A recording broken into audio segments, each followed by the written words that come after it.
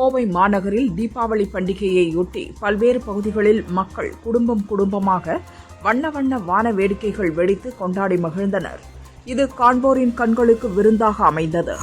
கிருஷ்ணகிரி மாவட்டம் செல்லூர் கிராமத்தில் 100 ஆண்டுக்கும் மேலாக பட்டாசு வெடிக்காமல் தீபாவளி கொண்டாடப்படுகிறது.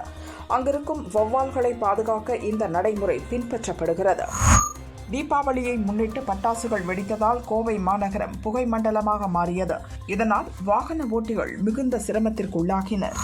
இந்தியாவில் மட்டும் சுதேசி வரவில்லை, ஒவ்வொரு நாட்டிலும் வருகிறது.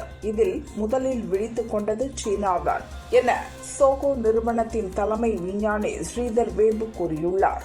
தீபாவளியை முன்னிட்டு வண்டலூர் ரத்தனமங்கலம் லட்சுமி குபேரர் கோயிலில் கட்டுக்கட்டாக பணம், ஆபரணங்கள், நவரத்தினங்கள் வைத்து குபேர பூஜை விமரிசையாக நடந்தது.